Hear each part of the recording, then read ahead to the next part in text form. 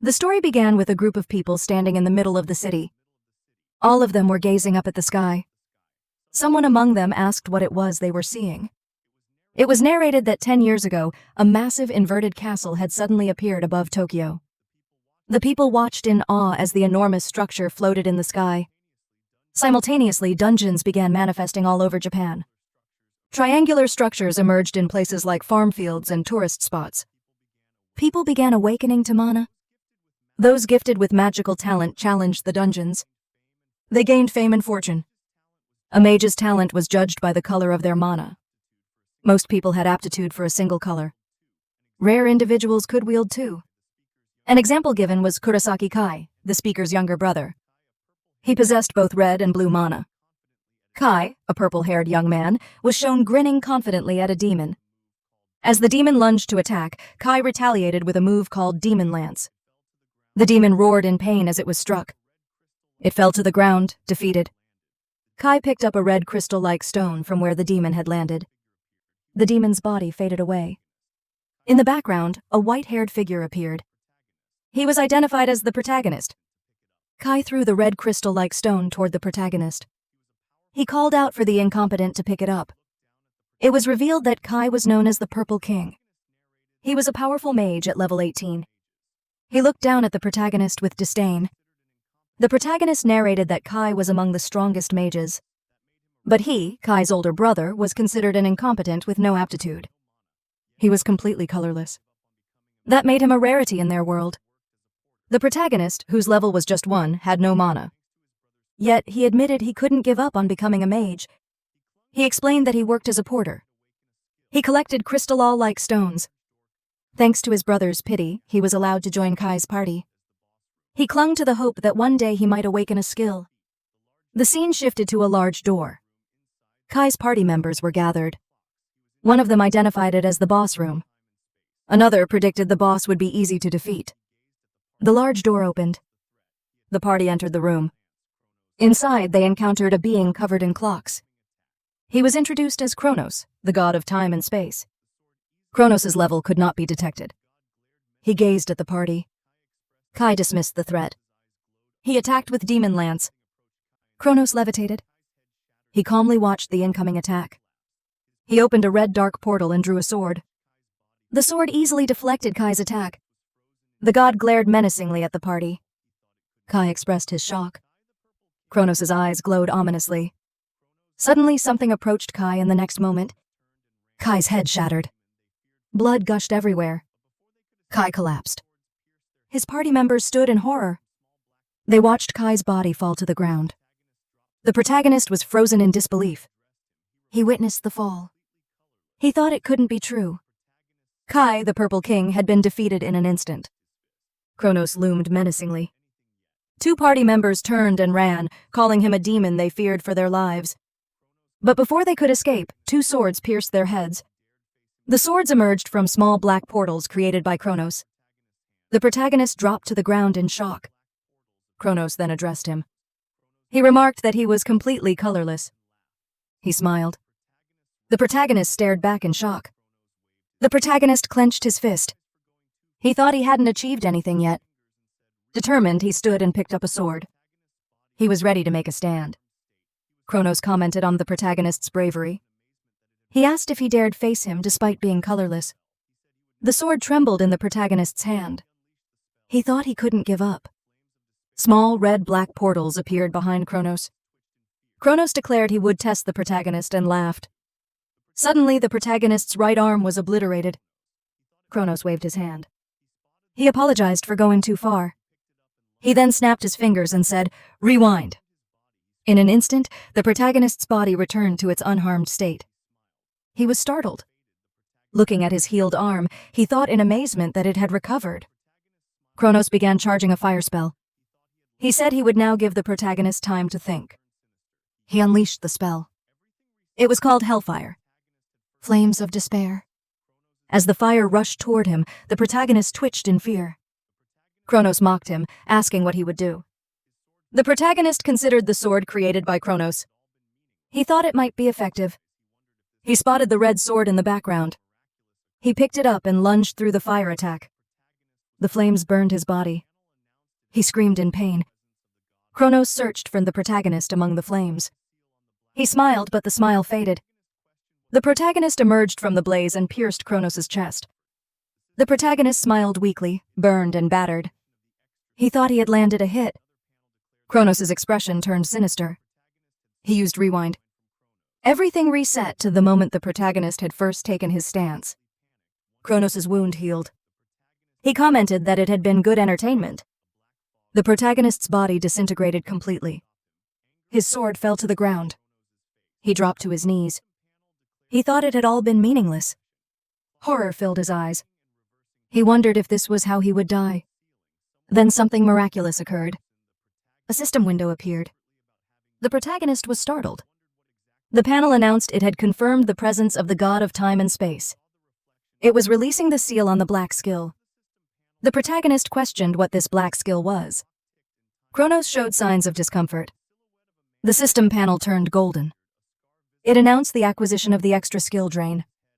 Another panel declared the theft of the skill rewind. The protagonist had stolen rewind from Kronos. He widened his eyes as he read the panel.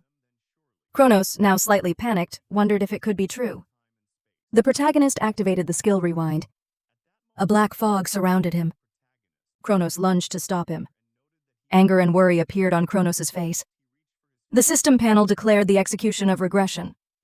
Clocks began ticking and reversing time. The scene shifted to a ceiling. Someone woke up in bed. That person. The protagonist thought desperately about having used rewind. He wondered what exactly had happened. Looking into a mirror, he was shocked. He saw the reflection of his younger self. After the system panel announced that regression was executing, the clock ticked and time began to rewind. A silhouette of a man wearing a large jacket appeared, a scar visible on his face. He slightly turned his head and said he hadn't been strong enough to defeat Kronos, the god of time and space. He explained that this was why he had entrusted the skill to the listener. He believed that if it was them, then surely they would be able to defeat Kronos, the god of time and space. The man then turned around. At that moment, the scene shifted to the protagonist, who looked into a mirror and noted that he appeared younger. Confused, he reached for his face and asked himself if it was a dream. He looked out of the apartment window. Birds were flying outside and he appeared puzzled. He looked questioningly and remarked that the inverted castle was still white. He wondered how that was possible. It had been pitch black just yesterday. He recalled that the inverted castle had remained pure white until 7 years ago, but had gradually become stained black. And when it had turned completely pitch black, a door had opened. Beyond that door was the god of time and space. Suddenly, the protagonist clicked something and realized aloud that during the fight with Kronos, the god of time and space, he had stolen his rewind skill. Before finishing the sentence, he picked up his phone. He exclaimed that it couldn't be and turned on the device. Just as he suspected, the date was 7 years in the past. The phone displayed the date, September 27, 2024. He looked into the mirror again and confirmed that he had indeed regressed into the past. Immediately, he opened his skill window. As it appeared, he remembered that the rewind skill was gone. But the skill called skill drain remained. Seeing this made him very happy. He recalled that for 10 years, he hadn't been able to gain a single skill. But now having this skill drain changed everything. Before he could reflect further, his phone vibrated. He checked the message. It notified him that today was the Mage exam, he realized with recognition. So today was that day. The scene transitioned to Kyoto Ward in front of Tokyo Station at the Mage Association headquarters. A tall building stood prominently. This was the national agency responsible for managing mages and dungeon conquests. The protagonist entered the building surrounded by a crowd. He noted aloud that it still looked new. Then, acknowledging the timeline, he affirmed that it made sense. It was 7 years ago. That moment, someone called out, "Hey, Colorless, what are you doing here?" Protagonist looked toward the voice. It was his younger brother's party members. The first was God, level 36, and the second was O, level 37. Seeing them made the protagonist visibly uncomfortable. He thought to himself that these guys were just his brother's lackeys. Go wrapped an arm around his neck and asked if he was seriously planning to take the Mage exam again. Okay, Expressionless commented that no matter how many times a Colorless tried, it would be pointless.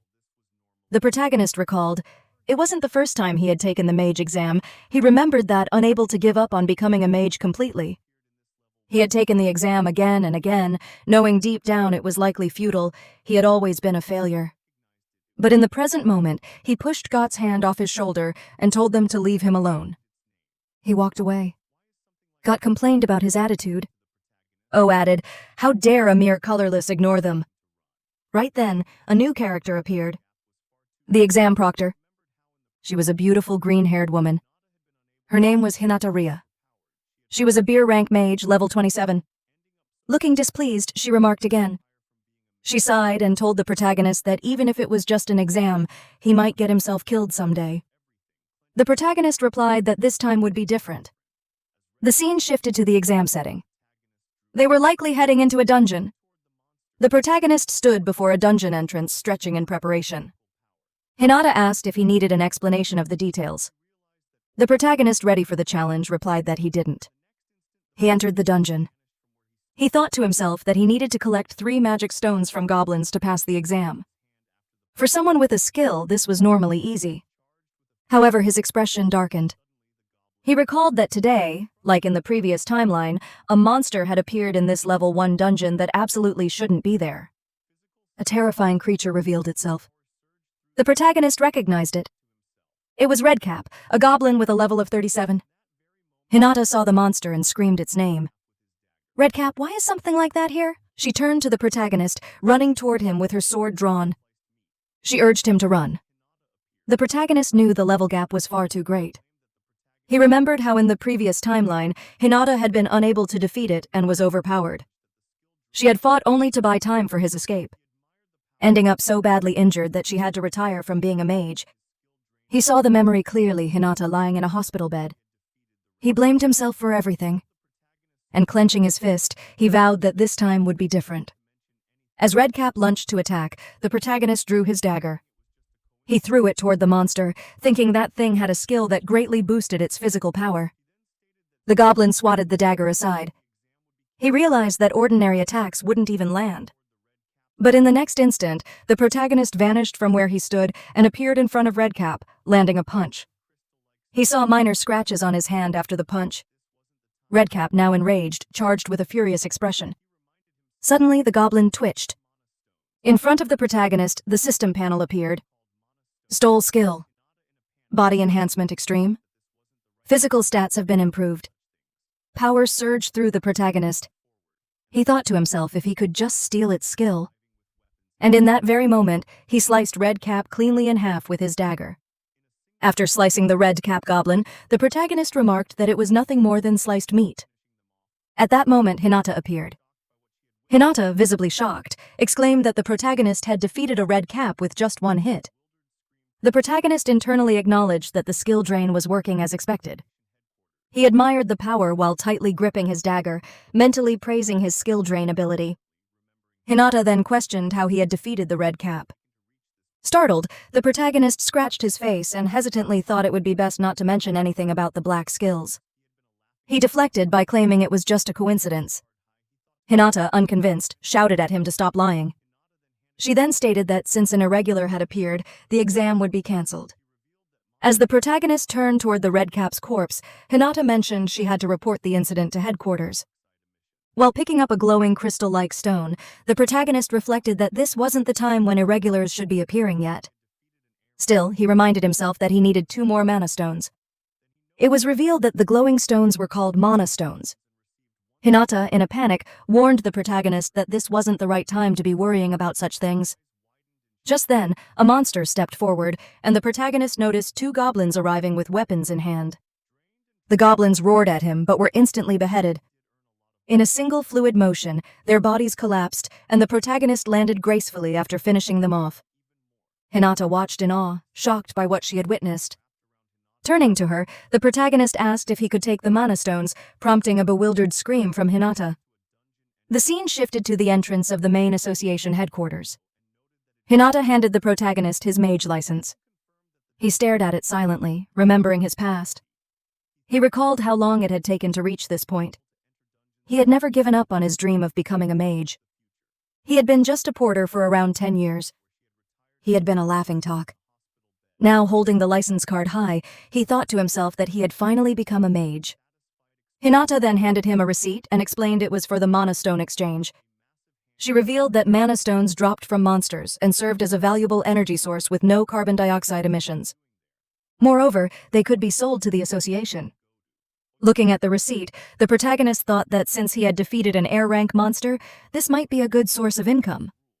Then he noticed the payment breakdown. He had slain 2 goblins and received 1,000 yen for the red cap. However, he received 3 million yen. His eyes widened in shock and he shouted out the amount. Hinata reminded him that he had defeated a red cap. Drained and trembling, he muttered to her that mages really did earn a lot of money. He admitted to himself that he hadn't known that. Hinata smiled and told him that he could earn even more. The protagonist then noticed bandages wrapped around Hinata's hand and stared at them. He asked Hinata if he could ask her something. The scene shifted to a dungeon entrance. The protagonist opened his system window and noted that it indeed listed his name. The system confirmed that the dungeon was reserved for him and that it was rank C. He thought to himself that until now he hadn't been able to enter dungeons alone. He now believed he could change the future. He remembered the past version of Hinata where she had retired as a mage and lay in a hospital bed. Now after his regression, she was smiling. He clenched his fist with a satisfied expression. Suddenly an attack named Mana Hand appeared. A massive hand formed from mana grabbed the protagonist. At that moment, a voice questioned him, asking what he was doing there. The protagonist looked behind and saw O and Gu. O sneered, mocking that a colorless mage dared to enter a dungeon solo. Got laughed, reminding him that it was against the rules. The protagonist calmly stated that he had passed the mage examination and was therefore allowed to enter dungeon solo. Got expression darkened, and he accused the protagonist of lying. O grabbed the protagonist's head, challenging him to show his skills. Looking menacingly at him, O demanded proof. The protagonist thought about the skill Mana Hand, which compressed mana into a physical force. However, his extreme body enhancement skill alone wasn't enough to break free. He believed he could still do something with that. The protagonist headbutted Oink, causing blood to spill from his nose. A system window appeared, stating that the skill Mana Hand had been stolen. The active Mana Hand vanished, and both Oink and Gu shouted in disbelief. Mana particles visibly dissipated into the air. The protagonist now used the stolen Mana Hand skill to grab Oink. Shocked, O questioned whether the protagonist had really awakened with skills. Goku charged toward him, warning him not to get cocky. Goku conjured and launched a fireball. The protagonist activated his extreme body enhancement and slapped the fireball, dispersing it completely. Gao stood stunned. The protagonist then delivered a powerful punch enhanced with mana, sending Goku flying. OK watched in disbelief, realizing the protagonist even possessed body enhancement skills. Go lay on the ground, overwhelmed, and wondered aloud whether the protagonist was dual-colored. Blue and yellow lights radiated from the protagonist. Just then, God's shock deepened as he saw the protagonist create a fireball. A system window confirmed that the fireball skill had been stolen. The protagonist fully activated the skill and casually played with fire. Gao shouted in astonishment, realizing there was yet another color. After seeing that the protagonist possessed 3 colors, Gu was shocked and exclaimed that he had never heard of such a thing. At that moment, the protagonist used his newly acquired stolen skill, Fireball, and blasted it toward Gu. Godu panicked, but the fireball didn't hit him. It narrowly missed. Right then, O came into view, and the Mana Hand that had been grabbing him began to dissipate. The protagonist warned the two of them, asking if they still wanted to fight. They exchanged a glance and then suddenly began running, shouting apologies as they fled. The protagonist's side scratched his head and muttered that if Kai found out, things wouldn't end well. He reflected on how he had been treated like Kai's lapdog before the regression. If Kai discovered he had awakened a skill, he would definitely come to crush him. Kai had already reached the level 50 milestone and was one of the strongest in the modern era. Before the regression, Kai's level had been 89. But Kai wasn't the only one the protagonist needed to be wary of. He knew a certain dungeon would soon be unblocked. He imagined a red dungeon that radiated ominous vibes. But in the present, he stood before the entrance of a C-rank dungeon. Gazing at the entrance, he thought that for now, he needed to raise his level as much as possible. He entered the dungeon thinking that level was the foundation of strength. Leveling up allowed him to learn new skills and increase his total mana pool. More importantly, it expanded the amount of mana he could control at once. As he walked down this dungeon hallway, danger loomed. Suddenly, a blast erupted. A new monster appeared. A flame wizard, level 38, wielding a staff and ready to face him, conjuring a fireball in his hand. The protagonist admitted he could barely manage to create one. At the same moment, the flame wizard conjured many fireballs with ease. Seeing this, the protagonist realized the gap in level created a vast difference in power, even when using the same technique. The flame wizard fired all his fireballs, and the protagonist launched his single fireball to counter the attack. He managed to neutralize one fireball, but two more kept coming. He dodged them by jumping and landing skillfully. He thought that he couldn't win in a head-on fight, but there was a way. He dashed forward, telling himself that no matter how high a monster's level was, one thing never changed. After using a skill, there was always an opening. As he closed the gap between him and the flame wizard, the monster showed slight panic. The protagonist used his extreme body enhancement skill and charged a punch.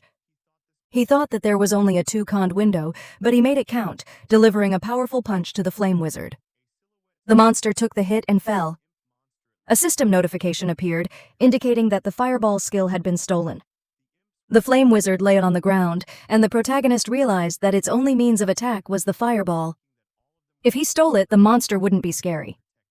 The flame wizard got up, ready to attack, but couldn't conjure a fireball.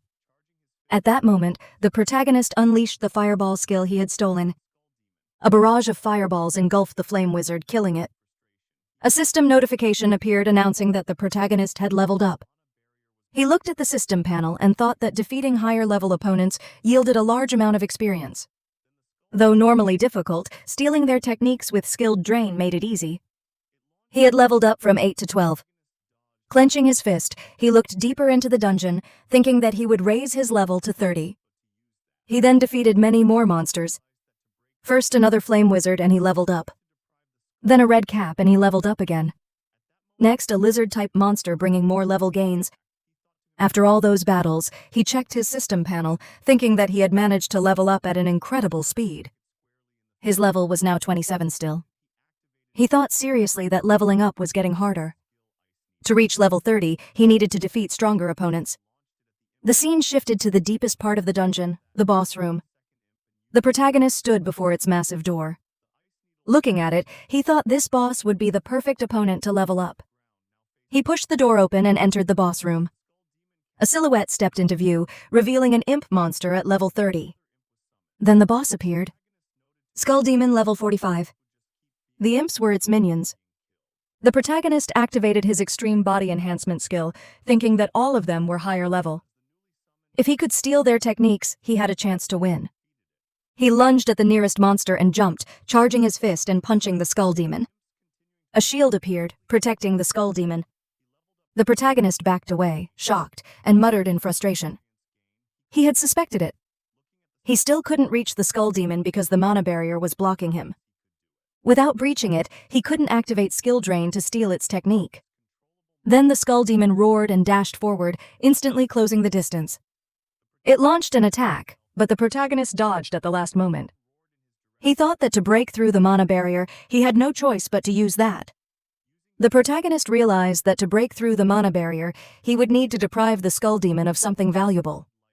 At that moment, he noticed imps flying above, ready to attack. He thought to himself that he didn't have enough power right now. Without hesitation, he lunged toward one of the imps and struck it squarely in the face. In that instant, he activated his skill drain, and stole the skill Ice Needle. He then conjured a fireball in his hand and launched it at the imp's body, burning it. Right after that, he spotted the second imp and used the stolen Ice Needle skill. The Ice Needle pierced through the imp's chest, killing it instantly. He landed on the ground, now facing the Skull Demon directly. The Skull Demon cast magic, and a magic circle appeared beneath them. From it, another imp was summoned. The protagonist noted to himself that these imps would just keep being resummoned after being killed. Though normally that would be a serious problem for him right now. It was an opportunity. As the newly summoned imp lunged toward him, the protagonist swiftly defeated it. Another imp appeared and the protagonist slashed it with his dagger. With imps continuing to appear, he quickly gained experience. He leveled up from 27 to 28, thinking that with this rate of experience gain, he could manage it. Looking at the system panel, he thought that if his level kept rising like this, he could do it. Just then, another system notification appeared, stating that his controllable mana had reached the specified value.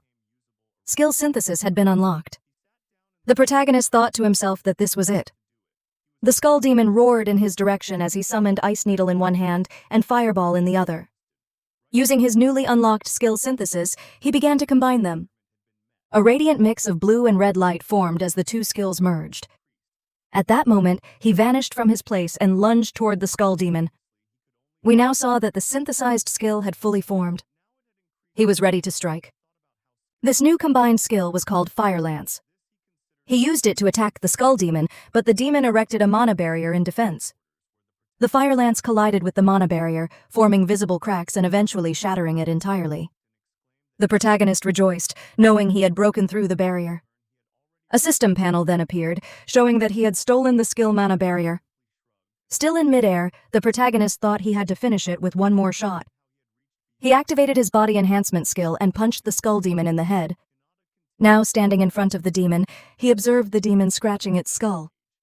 The protagonist thought that all enhancements affecting the demon were now gone. He had successfully copied and drained the skill body enhancement extreme from the skull demon. The demon began to twitch, and in that moment the protagonist lunged forward, closing the distance. He used Fire Lance again, piercing the demon. The demon screamed in pain as a green mana stone dropped from its body. The protagonist leveled up. Level up notifications continued, and he eventually reached level 33. He sighed and reflected that skill synthesis, the technique of combining advanced skills, generally became usable around level 30. He sat down in the boss room thinking that he had managed to do it. He was glad he could use the skill properly. After such a fierce battle, he was clearly exhausted. Right then, another system panel appeared stating that the level requirement had been met. The number of skills retainable via skill drain had increased. The skill slots had now expanded from 3 to 5. Previously, he could only drain 3 skills from his opponents, but now it had increased to 5. And he thought about how skill drain 2 had now leveled up. This he considered would make things much more convenient. The scene then shifted to the Mage headquarters, where the protagonist submitted the green mana stone to the receptionist Hinata. Hinata was shocked and exclaimed that he had defeated the skull demon. She was astonished to learn he had already reached level 33 in just one day. The protagonist simply shrugged and said he had gotten lucky. Hinata, now suspicious, questioned how he had reached beyond level 30 in a single day. He answered briefly. Hinata continued saying that at this level, one could unconditionally become a B-rank mage. Just then, someone stepped into the scene and called out to the protagonist, catching him off guard. It was Kai who exclaimed that the protagonist must be wrongly ranked as a B-rank mage. The protagonist felt uncomfortable hearing that. Hinata addressed Kai. Kai responded that the protagonist couldn't even use a single skill and was colorless. He scoffed at the idea of the protagonist being a B-rank mage. Hinata then defended the protagonist, saying he had defeated both the Red Cap and the Skull Diva. Kai turned toward the protagonist with a look of disgust. He activated his power and asked if the protagonist had really done it. He then charged a punch glowing with purple energy toward him. A gust of wind swept the area as Kai's punch flew. The protagonist blocked it with his mana barrier and remarked that it was honestly dangerous. The moment Kai's fierce punch was stopped, it was clear that something had changed. Hinata called out to Kai while the protagonist held Kai's hand firmly. Kai, staring in disbelief, remarked that the protagonist had awakened with skills. He added that the rumors were true. The protagonist responded affirmatively. Just then, Kai snapped his hand away and warned the protagonist not to get too excited just because he could use a few skills. With a menacing glare, Kai challenged the protagonist, declaring that he would see for himself just how capable he really was. Hinata, concerned, questioned Kai about his intentions to fight. Kai looked away dismissively and muttered that if the protagonist were a true B-rank mage, he wouldn't even have flinched. Hinata hesitated, observing the tension building. Kai then smirked mockingly and suggested that perhaps the protagonist's rank had been a lie all along. The protagonist clenched his fist, thinking that refusing Kai's challenge would only bring him trouble later. Determination flared in the protagonist's eyes as he accepted the challenge with a firm understood. Kai was visibly displeased by the response, silently cursing the protagonist. The scene shifted to the arena within the Mage Association headquarters. There, Kai and the protagonist stood facing each other. As he eyed his opponent, the protagonist reminded himself to stay cautious, especially when fighting someone with greater mana control. He thought he mustn't drop his guard no matter what. Visualizing the combat ahead, the protagonist calculated that at his level 30, he could chain together 3 basic skills, while Kai at level 50 could likely manage 5. He realized that on that basis alone, a direct confrontation would mean his loss, so he had to find a way to close the gap. Just then, the protagonist activated his ice needles and launched an attack at Kai. Kai countered by summoning multiple fireballs and sending them toward the protagonist. As the 2 attacks collided, a powerful impact shook the area. Smoke billowed in front of Kai from the explosion. As the smoke cleared, Kai was stunned to find that the protagonist had closed the distance. The protagonist had used his extreme body enhancement skill. Observing the yellow-colored aura, Kai realized the protagonist was a dual color wielder. The protagonist deduced that after Kai's 4th skill, he must have only enough mana left for 1 more. At that moment, the protagonist activated his skill synthesis. He summoned a fire lance, thinking that combining red and blue would create something new. Kai, also observing, noted the same and questioned whether the protagonist could use 3 colors of skills. Then, smiling darkly, Kai summoned a massive fireball to counter the fire lance. The attack sent the protagonist flying, shocked. The protagonist thought his synthesized fire lance, which cost the power of 2 skills, was neutralized so easily. Kai smirked and acknowledged the protagonist's 3-color skill usage, but warned that he was on another level. He then activated another skill and told the protagonist to dance, sending a barrage of fireballs. The protagonist began running and dodging the onslaught. In return, the protagonist launched another fire lance toward Kai. Kai, now more excited, summoned a fireball to pierce the fire lance. The fireball shattered the fire lance and continued its trajectory toward the protagonist. At the last moment, the protagonist used his mana barrier. Cracks formed on the barrier and it eventually shattered, sending him flying again from the blast. Kai, pleased with himself, smiled as the protagonist lay down. He then pointed at the protagonist, commanding him to bow his head in apology, claiming he'd forgive him if he did. The protagonist, lips clenched, thought about his inability to win with his current power. He considered giving up, but questioned if he would continue living like a slave, just as in his previous life. Stepping up, he declared to himself that he wouldn't submit. A new resolve sparked in his eyes. Kai noted this change and darkly commented that the protagonist wouldn't learn until he was dead. Kai's expression grew grim. He declared he had no choice and summoned an unusual fireball. Purple engravings appeared behind him, and the system notified that overclock had been activated. This skill allowed the user to temporarily double their mana control by consuming a large amount of mana. The protagonist was stunned. Kai summoned multiple fireballs, announcing it as the power of a king.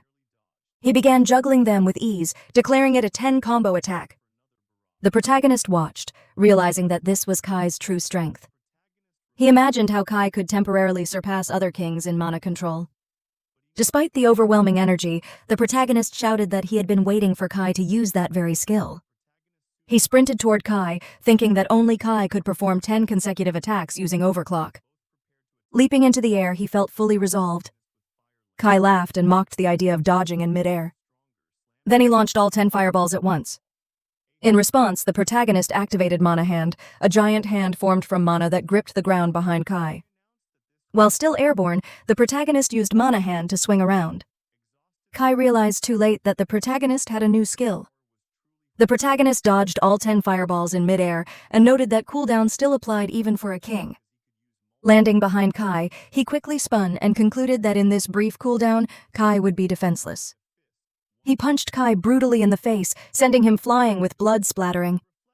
Standing tall, the protagonist watched as a golden system panel announced that the skill overclock had been stolen. He looked at his hand, thinking that Kai was finished. Kai struggled to rise, cursing the protagonist. The protagonist wondered if Kai still intended to fight. Kai's face now wore the twisted expression of a killer as he declared his intent to kill. A crystal wrapped in purple energy formed above his hand, identified as Demon Lance. Kai announced the attack. The protagonist recognized it as the strongest purple skill. He was astonished that Kai had mastered it by level 50. Kai launched the Demon Lance and the protagonist barely dodged. He noted that several shards appeared above Kai, preparing for another barrage. Kai looked terrifying as he continued the attack.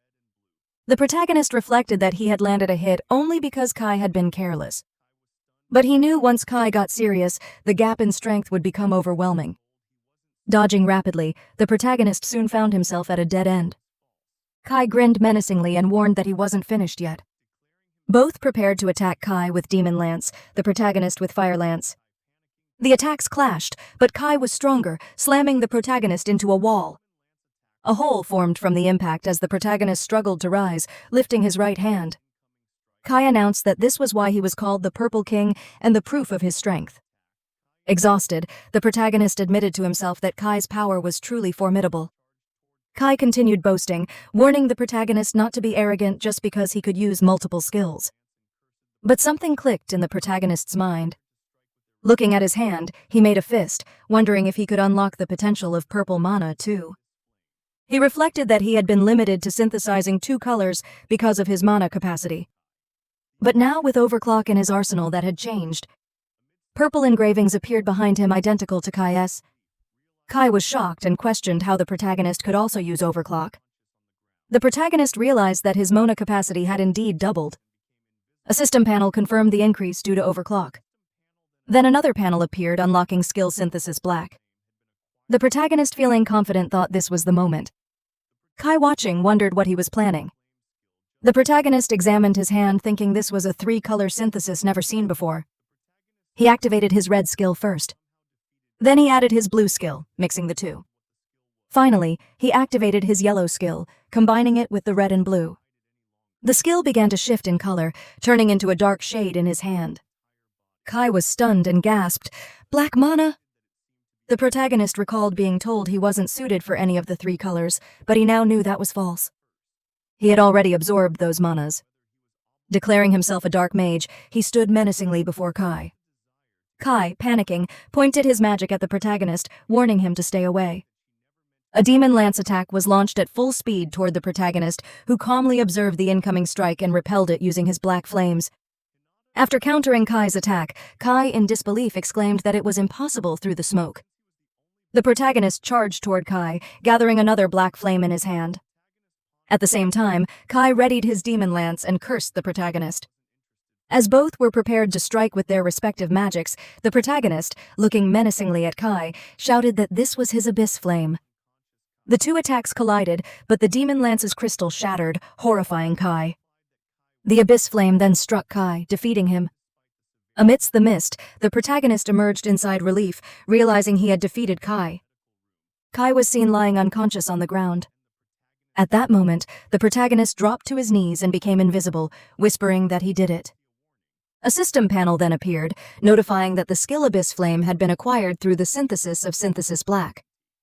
The protagonist recalled his Abyss Flame skill just as Hinata entered the room, asking with concern if he was okay. The protagonist smiled and replied that he had somehow defeated Kai. Hinata then questioned what the skill was. The protagonist reflected inwardly, realizing he couldn't hide it any longer. A black magic gathered in his hand and enveloped his entire body. In response to Hinata, he stated that it seemed to be a black skill. Hinata, stunned by the black magic, remarked that it was the world's first. The protagonist questioned whether he was obligated to report it to the association and expressed a desire to keep the power a secret. Hinata hesitated, clarifying that she never meant to expose him, but felt he might be missing an opportunity. The protagonist asked what opportunity she meant. Hinata explained that the strongest mage of each color received the title of king, and since he was the only black mage in the world, he could be considered the Black King. The protagonist pondered the title, thinking it sounded interesting, but told Hinata that he wasn't interested for the time being. Inwardly, he thought that even becoming a king didn't mean his level had risen drastically. Looking over at the unconscious Kai, the protagonist asked Hinata if he was okay. Hinata replied that Kai was one of the kings and would recover soon despite the severity of his wounds.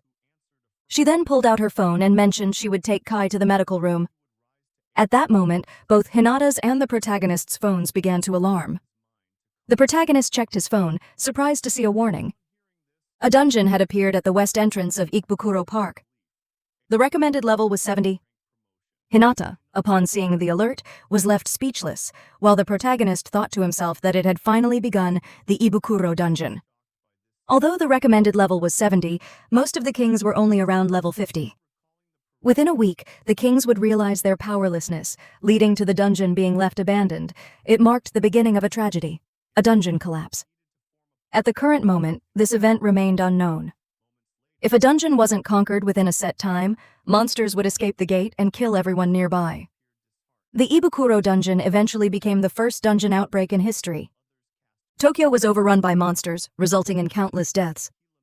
Determination flashed across the protagonist's face as he vowed to prevent the tragedy from happening again. He resolved to stop the dungeon collapse at any cost. Aloud, he declared that he would conquer that dungeon. Hinata, shocked, protested, saying that even for him it was too dangerous. She recalled that only mages ranked A and above were allowed into dungeons with a recommended level above 50. The protagonist, sweating slightly, thought that fortunately there was still time before the dungeon collapse began. He noted that the next A-rank examination was in about a week. Upon confirming this with Hinata, who answered affirmatively, he clenched his fist and declared that he would rise to a rank at the next examination. The protagonist had made up his mind to conquer the A-rank examination. Upon hearing this, Hinata was taken aback and reacted in disbelief, exclaiming about the A-rank promotion. Hinata added that with the protagonist's skills, he might even succeed in the exam. The protagonist was visibly shocked by this statement and questioned Hinata if there was any problem. Hinata, recalling the prerequisites, explained that in order to take the A-rank promotion exam, one must first clear a B-rank dungeon with a party. In other words, he needed to form a party within a week and clear a B-rank dungeon. Moments later, after hearing Hinata's condition about clearing a dungeon with a party, the protagonist appeared disheartened. He was seen sitting on the sofa looking dejected while others cast questioning glances at him. Pulling out his phone, he lamented that he had completely forgotten about this requirement. Messages on his phone revealed people mocking him. One saying, "Who would party up with a colorless?" and another suggesting sarcastically, "Go leech your brother instead, L." The protagonist thought to himself that the news of his being colorless had already spread, but he still needed to clear an unexplored beer dungeon within a week. He admitted it would be difficult to accomplish this task with only a mage. Frustrated and unsure of what to do, he scratched his head in contemplation. At that moment, a commotion behind him caught his attention. A group of 3 women were arguing, and the group leader was asserting that she would make someone work today no matter what. Observing the situation, the protagonist wondered what was going on. The woman in the middle, wearing an annoyed expression, addressed someone, stating that she had only allowed them to join the party because she had heard they were a dual-color wielder.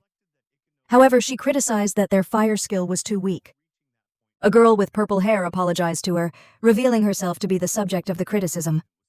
The protagonist stood from his seat, thinking that he had stumbled upon something he would rather have avoided, as he himself was often treated like a burden. The woman continued to berate the purple-haired girl, declaring that she was just being honest and that Ikanos was indeed a dead weight. It was at this point that the protagonist learned the girl's name, Ikanosa. Upon hearing her name, the protagonist pondered whether she was truly Ikanos Ya, the same individual who would later be known as the Scarlet King. At this point in time, however, she still carried an image of incompetence. Nonetheless, the protagonist was surprised to witness her being treated so poorly by her own party.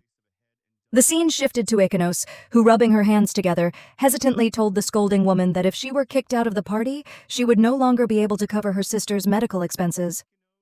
Pleading, she promised to do better next time. The woman scoffed and challenged her to prove herself in the day's raid or risk being expelled. Ikanos responded with determination, saying she would do her best. The group of women then left the association. The protagonist, watching them go, wondered whether they would be all right. As evening set in and the sky turned orange with the sunset, the protagonist walked the streets in deep thought. He reflected that Ikanos would eventually become the Scarlet King, but before reaching that point, she would endure many hardships. If memory served him right, a critical incident was supposed to happen around this time.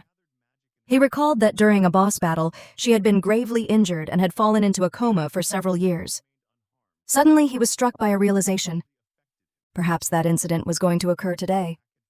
Though not completely certain, he sensed that something was off about her and concluded with a worried expression that he needed to hurry to save her. The scene transitioned to a dungeon where the boss room gate was opening, and the group of women had arrived to face the boss. The boss, identified as Dullahan, stabbed his heavy sword into the ground, causing destruction. He was a level 45 entity, headless with flames in place of a head and donned in heavy armor. At that moment, the leader of the group claimed she had an idea, and with a scoff and a sinister laugh, abruptly pushed Ikanos forward. Ikanos, shocked by the push, heard the leader instruct her to fight the boss alone. Horrified, Ikanos protested that she couldn't possibly defeat Dullahan on her own. The woman retorted that failure would mean expulsion, prompting Ikanos to plead desperately not to be abandoned. The woman mockingly told her to do her best, reminding her that this was all for her little sister, further mocking her. With no other choice and a sorrowful expression, Ikanos turned toward the boss, resolving to follow the order. Despite her resolve, she was visibly trembling in fear while the other women laughed at her expense. Ikanos gathered magic in her hands and launched a fireball at the boss, engulfing it in flames. However, the boss remained unharmed, standing as though the flames had barely affected him. Seeing this, she realized her attack had failed. Suddenly, the boss stomped the ground and leapt high into the air, sword poised for attack. In the next instant, he came crashing down with his sword aimed at Ikanos, who narrowly dodged the strike. Despite avoiding the blow, the sheer force sent her flying. Now lying on the ground and aching with pain, Ikanos looked up to see the imposing shadow of the boss looming over her. The boss raised his large sword, preparing to finish her off. Internally, Ikanos accepted her fate, thinking she was truly useless, and closed her eyes, bracing for the end. But at that critical moment, the protagonist appeared, shouting extreme body enhancement as he activated his skill. He positioned himself in front of Ikanos with his sword, blocking the boss's attack. Ikanos, shocked, looked up to see the protagonist standing in front of her. With determination in his eyes, he used his skill to push the boss back, sending the creature flying and crashing into the ground. Ikanos, still dazed and stunned, stared at the protagonist's back. He turned to her and asked gently if she was all right. At that moment, the leader of the women's party eyed the protagonist and questioned internally who he could possibly be. She subconsciously considered that Dullahan, being the kind of monster he was, should have been heavy and formidable. Yet somehow this man had blown him away with a single sword strike. She silently asked herself again, "What is he?" While she remained trapped in her thoughts, Dullahan, the monstrous boss who had previously been launched by the protagonist's attack, let out a deafening battle roar. The shockwave from the sound rippled through the battlefield and reached the protagonist. Observing Dullahan rising, the protagonist thought, as expected, that his earlier sword strike wasn't enough. He quickly noted that Dullahan's armor had been enhanced with a strengthening skill, making it impervious to normal attacks. In response, the protagonist dashed forward, ready to throw hands. Dullahan, not one to back down, charged as well, swinging his sword. The protagonist agilely dodged, leaping above the trajectory of the incoming strike. As he swayed, he plotted to steal Dullahan's skill and nullify it. After dodging, he reached out and used his magic skill drain by making contact with Dullahan's armor. But to his shock, the skill totally flopped. In that vulnerable moment, Dullahan clapped him with a strike, sending him flying backwards. Ikanos, clearly worried, called out asking if he was okay. The protagonist assured her that he had somehow managed to block the attack with his sword, though internally he frowned. Realizing the flaw, he deduced that Dullahan's armor was only external. To activate Drain, he would have to touch Dullahan's actual body. But Dullahan was relentless. He raised his sword high and smashed it into the ground. The earth shattered beneath him, and an attack surging with green energy zoomed toward the protagonist. Cautiously, the protagonist told Ikanos to stay behind him as he activated his magic. "Magic barrier," he declared, shielding both himself and Ikanos from the devastating blast. However, the impact of the attack spread out beyond the barrier's radius. Two members of the women's party got yeeted across the field, while the leader shielded herself as best as she could. Enraged by the attack, the leader of the women's party activated her magic in retaliation, launching an ice needle at Dullahan while furiously calling him a bastard. Dullahan responded by raising his sword and smashing the ground again, blocking and shattering the incoming ice needle. The woman was left in shock. Not only had her crystal conjuration been obliterated, but the force of the counterattack had blasted her away. As she flew back, the protagonist watched her, noting that even the ice needle magic was totally useless against Dullahan. Accepting this L, the sword in his hand vanished. He concluded he needed a skill stronger than Dullahan's beefed-up armor to break through. He began combining his red, yellow, and blue magic, forming dark flames. He reaffirmed his thought. He needed a skill that went beyond Dullahan's defense. Something cracked. As the combination stabilized, he announced the resulting skill, Black Mana. Seeing this, Ikenos was visibly shook. With the Black Mana now active, the protagonist unleashed his next move, Abyss Flames. Meanwhile, Dullahan was charging up another attack. He pulled back his sword and struck the ground again. His energy-charged assault surged forward. The protagonist didn't move. He just stood there, low-key vibing, waiting for the perfect moment. Then, at the last second, he countered it with Abyss Flames. The two forces collided, and the Abyss Flames straight-up nuked Dullahan's attack. With the path cleared, the Abyss Flames continued at breakneck speed, heading straight toward Dullahan. Within seconds, the black fire clapped Dullahan, wrapping him in a raging inferno. Dullahan twitched violently, and then an explosive burst of power erupted from within. The monster started vanishing amidst the blaze, his form breaking apart. All that remained was his glowing green mana stone. Ikenos, absolutely speechless, pointed out that it only took one hit to obliterate Dullahan. She praised the protagonist, calling him amazing. Shortly after, she called out to him, prompting him to turn. She thanked him sincerely for saving her. The protagonist responded with chill energy, saying he was just glad she was okay. Then, without hesitation, he picked up the mana stone that had dropped from Dullahan. As he examined it, he thought it matched exactly what he had read. He silently expressed relief that he had saved Ikenos today, wondering what kind of nightmare she might have faced otherwise. Just then, the leader of the women's party stood up while coughing, clearly dazed and confused. She began biting her thumbnail, processing the chaos.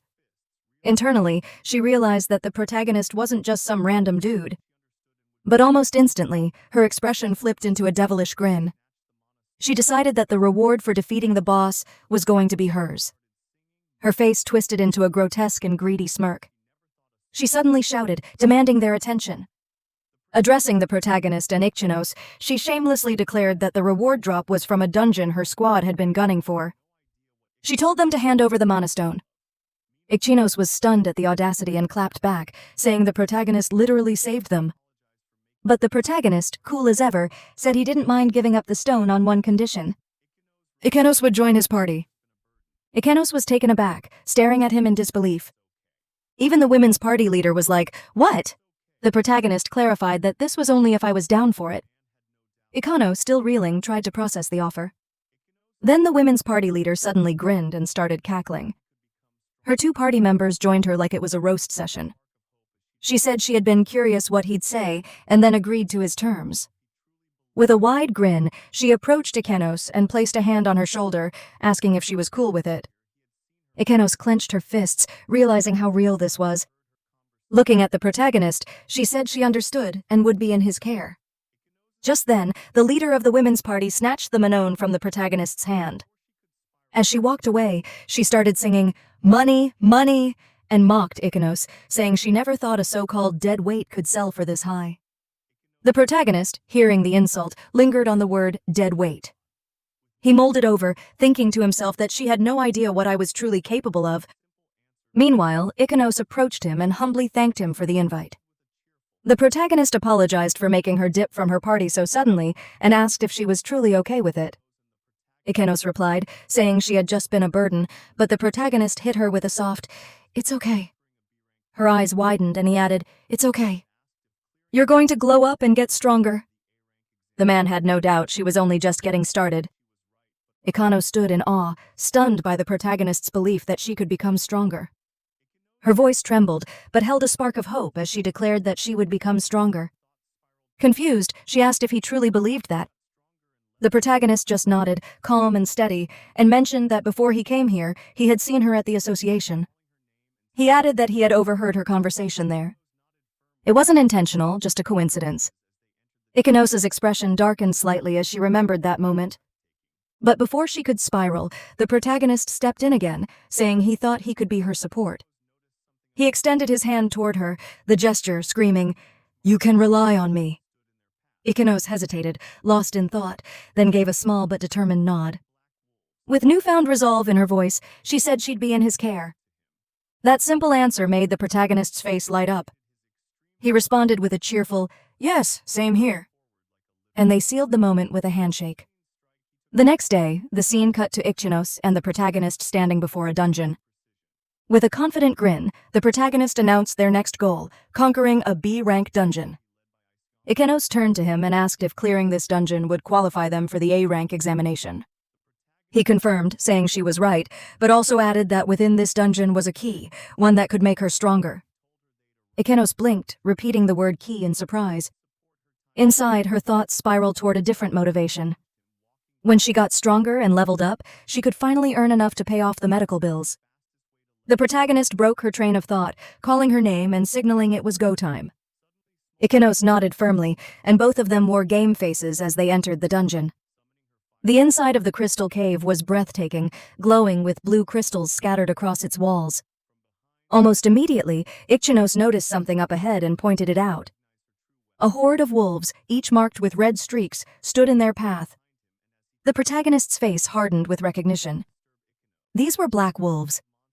Without missing a beat, he told Ichnos to leave them to him. She agreed. Then he activated his extreme body enhancement skill and launched himself forward like a literal bullet. With one clean strike, he took down a wolf and then zipped past the rest, each slash landing with deadly precision. Watching him, Ichnos' jaw nearly hit the floor. Her thoughts drifted to her previous party led by Ichiyama. They were strong. But this was different. This was insane. This was cracked. The protagonist wiped sweat from his brow after cleaning up the wolves. As they continued deeper into the dungeon, he told her they had arrived at the crucial point. This was where he'd support her time to stick to the plan. Ichnos acknowledged him, walking forward, determined. She thought to herself that defeating more monsters was the fastest way to level up. Sure, she only had basic attack skills, but that wouldn't stop her. Suddenly, small creatures lunged at her. She braced herself, thinking, I have to try. Summoning her fireball spell, she conjured it with intense focus and launched it straight at the approaching enemies. From behind, the protagonist observed. This was her trial, which she recognized her true weapon, but he didn't have time to keep watch. A presence stirred behind him, and as he turned, he muttered, You're here. I won't let you disturb Ichnos. A squad of monsters had appeared behind him. Meanwhile, Ichnos was caught off guard. A sneaky little monster jumped her, leaving her wounded. Clutching her arm, she gritted her teeth. No matter how many she defeated, more just kept coming. She was running low on mana. Her body screamed exhaustion. Her mind echoed with doubt. But then she caught sight of the protagonist still fighting like a beast, pouring everything he had into the battle. She realized he was trying to ease her fight. Fueled by that thought, she stood back up. Fireball spell conjuring in her palm once more. She told herself to stop whining. She had to level up. She had to live up to what he believed in. Fire erupted. She unleashed spell after spell, her fireballs slamming into monsters around her. Level up notifications started popping up like crazy, and she was stunned. Her mana wasn't depleting despite the barrage. The protagonist watched with a small smirk. As expected, Ichnos was built different.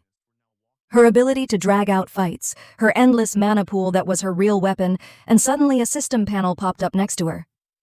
Her eyes widened in shock. A new skill had just been unlocked, Blast Furnace. The scene jumped to the boss room.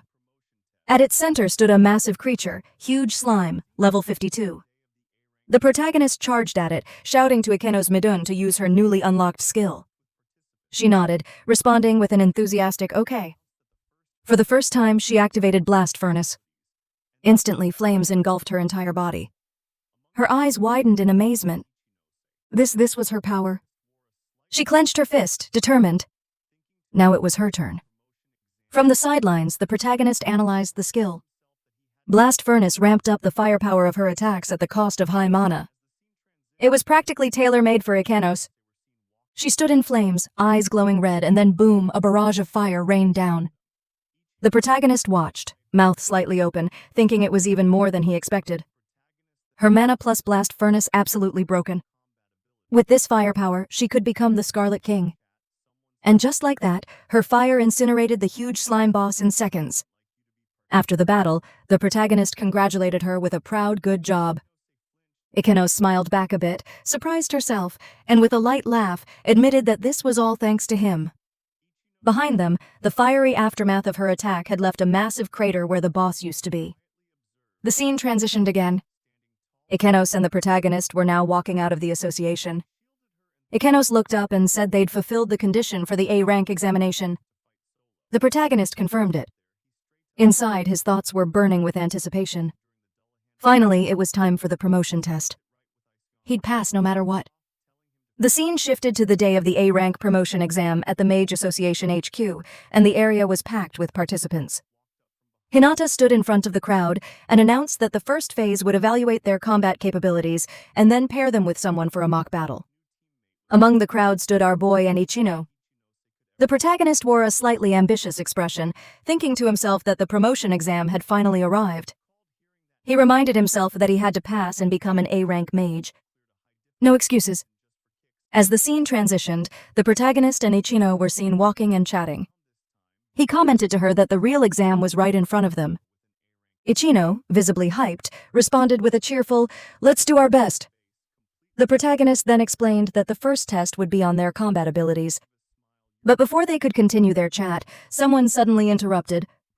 "Oh my, I never expected an incompetent like you to be participating in the exam," came a snide voice.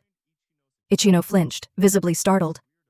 The speaker turned out to be none other than Izuyama, who approached with a mocking laugh. Ichino hesitated, clearly uncomfortable responding. The protagonist quietly observed, then stepped forward, standing tall in front of Ichino like a literal wall.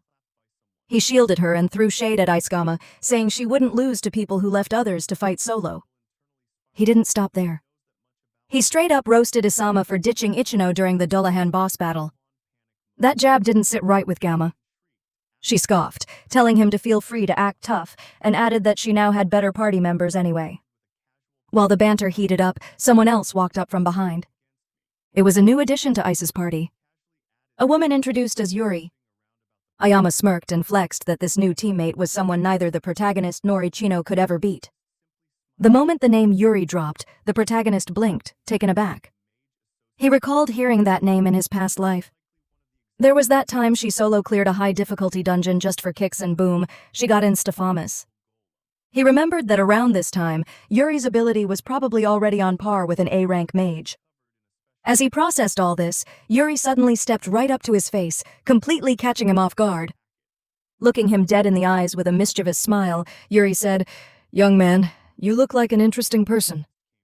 The protagonist was still low-key stunned by the sudden interaction, his thoughts in a total spaghetti mode.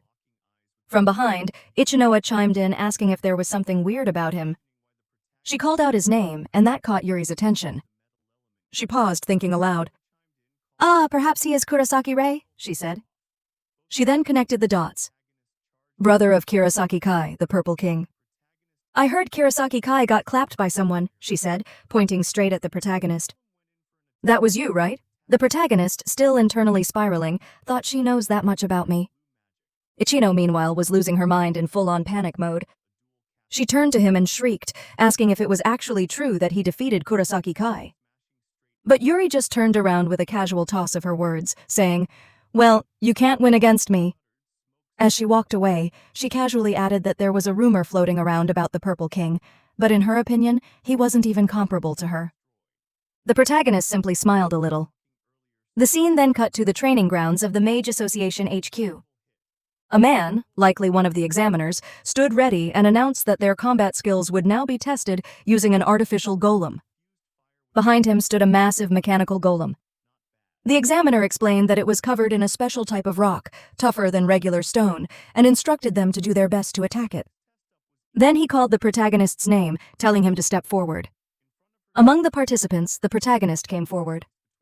As the golem powered up into battle mode, the protagonist readied his red magic, locking eyes with the mechanical beast. One of the participants scoffed, questioning why the protagonist was using fire element magic against a metal element golem. Another chimed in, calling him stupid. The battle kicked off. Both the golem and the protagonist charged at each other. While dashing, the protagonist inwardly acknowledged that normal fire wouldn't break this thing. The golem went in for an attack, but the protagonist dodged like a pro. In his other hand, he began channeling blue magic. Red and blue magic swirled together in his hand, a dual casting flex. In the next second, he let it rip with a fire lance attack, smashing straight into the golem's head. A massive hole formed where the attack landed. The golem stuttered, smoke started billowing, and with a mechanical groan, it collapsed to the ground with a thud. The examiner confirmed that the golem had been destroyed. The two guys who had been trash-talking earlier stood there stunned. One mumbled, "He destroyed it with a single hit." "It was dual-color magic, right?" the other added.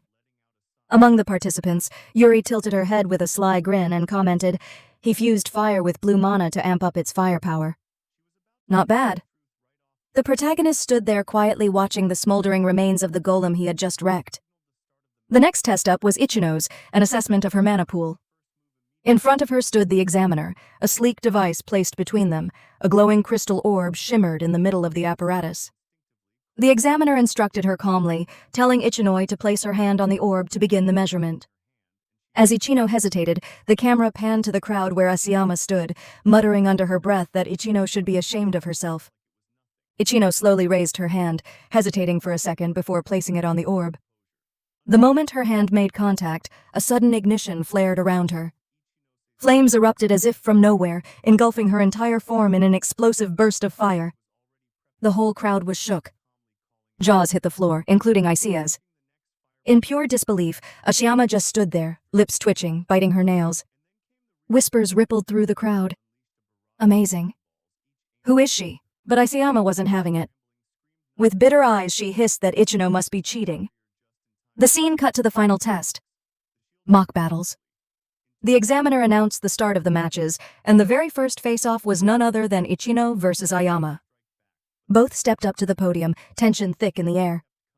Ichino looked visibly stressed, letting out a sigh. Meanwhile, Ayama stood tall with that usual smug arrogance plastered on her face. Her thoughts. She was about to strip the truth right off Ichino like peeling layers off a fake.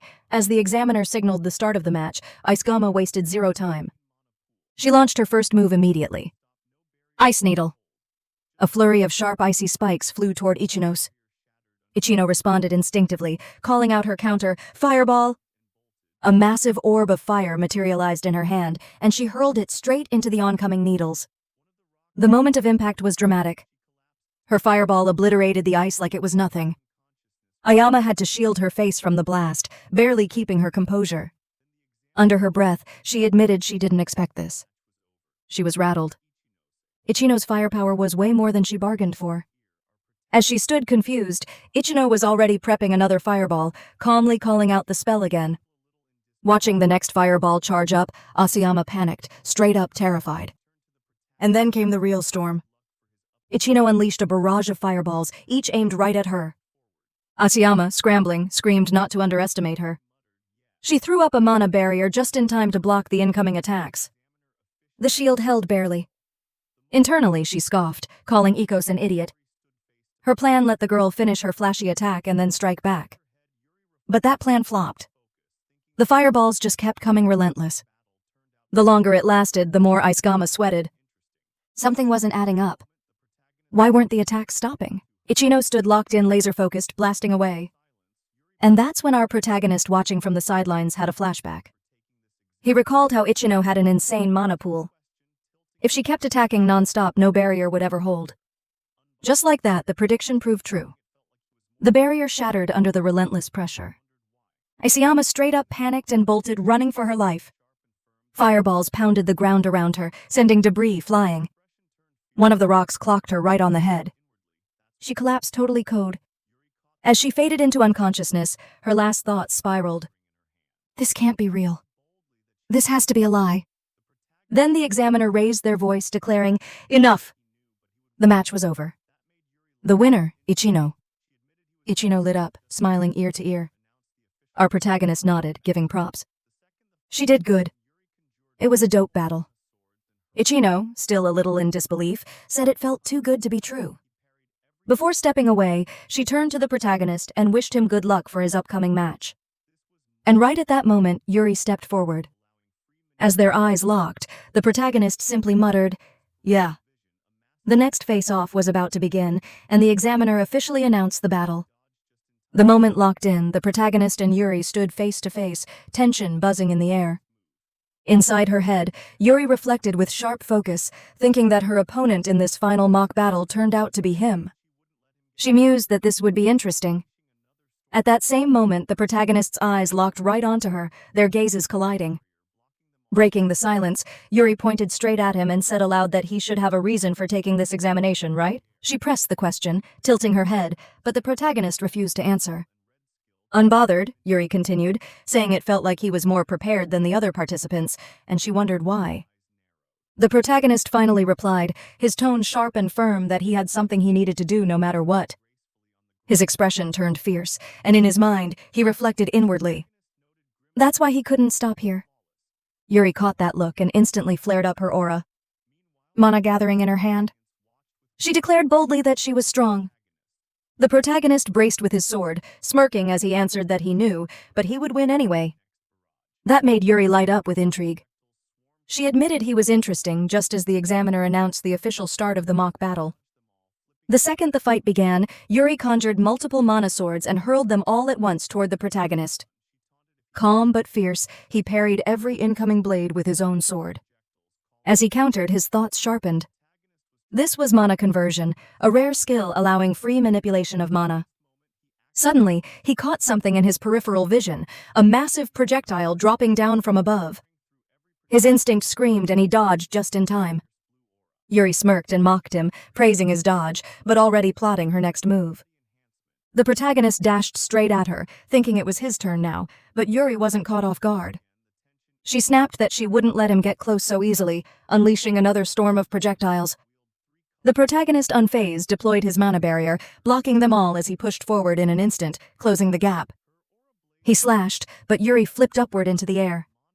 While she was midair, the protagonist activated his blue skill and red skill, chaining them into a fire lance attack. The blazing lance shot straight at her.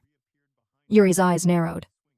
She instantly conjured a mana shield with her conversion, blocking the lance before landing gracefully on the ground. She admitted to him that was close.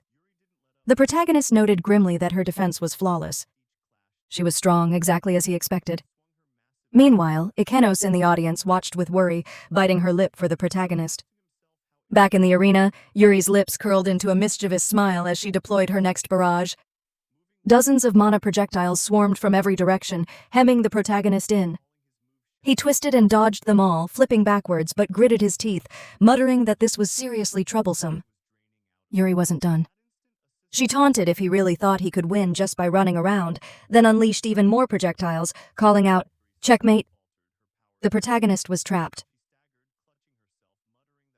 Projectiles closing in mere inches away. At the last moment, he activated his extreme body enhancement. His body blurred with super speed, tearing through every projectile until the battlefield lit up in his fierce blue aura. The sight shocked Yuri completely. She gasped, exclaiming, "Body enhancement!" before admitting with awe that he could actually use that ability. The two faced each other again, the tension even hotter than before. Yuri noted that this was the first time she'd seen someone wield 3 colors of mana, but then she smirked harder and declared she could also use body enhancement. Her aura blazed yellow as she tapped into her power. Then, with mana conversion, she conjured a massive blue scythe. She declared to the protagonist that they would settle this once and for all. In a flash, she vanished and reappeared behind him. Scythe already swinging. He barely managed to block sword clashing against scythe. The protagonist realized instantly that her speed was insane. Yuri didn't let up. Strike after strike rained down, and he matched each clash desperately. Finally, she swung her massive scythe down, obliterating the platform as he dodged away. He thought to himself how incredible her power was, but his mind raced and he plotted a countermeasure. Moving low, he snuck under her guard and grabbed her hand. Yuri scoffed, calling his move shallow. Even if he grabbed her hand, it meant nothing. But mid-sentence, her eyes widened. Something was draining out of her. That instant, a system window appeared before the protagonist. Extreme body enhancement has been stolen. Yuri's strength faltered, her power slipping away. She staggered, clutching herself, muttering that her power was seeping out. The protagonist didn't waste the chance. He struck with a brutal palm thrust to her gut, making her cough violently as she stumbled backward. Weak and drained from losing her skill and that direct hit, Yuri admitted bitterly that he had been hiding his true power all along. Her knees buckled and moments later she collapsed to the ground. The protagonist stood tall above her as the examiner declared him the winner. And just like that, he realized he had won. The scene shifted, showing Yuri lying on a bed. She opened her eyes to find the protagonist and Ichinoi standing there. The protagonist lit up with relief and excitement, saying she was finally awake. Yuri admitted it was her complete defeat, never expecting him to be that strong. She then assumed he hadn't come just to brag about his promotion. The protagonist answered sincerely, asking bluntly if she would part with them and join his side. Yuri was stunned at first, questioning what he meant, but the protagonist explained that based on the mock battle results, she had also been promoted to a rank and that they needed her strength to conquer high-difficulty dungeons. That was why he wanted her in his party. At that, Yuri burst into laughter, startling him. Wiping tears from her eyes, she admitted he was truly interesting and agreed to follow him, saying it would be more fun. She shook his hand, promising she would be in the party. Just then, the building shook violently. Ichino wondered aloud if it was an earthquake. The protagonist's expression twisted in horror as he looked outside, thinking it couldn't be what he feared. The scene shifted to a prison of chains, binding the god of space and time, Kronos. With a twitch of anger, Kronos muttered that it was almost time. The tremors suddenly stopped. Ichino looked around in confusion, noting that it had ended, while the protagonist's mind raced back to the earthquakes that had preceded the collapse of the Ekbakuro dungeon before his regression. Time was running out. The dungeon's difficulty was unheard of in this era, but there was no choice. Determined, the protagonist gathered the two girls' attention and told them he wanted to conquer the Ibukuro dungeon. Ichino was shocked, demanding if he really meant the hardest dungeon in the Japanese peninsula and if he intended to take it on with only the three of them.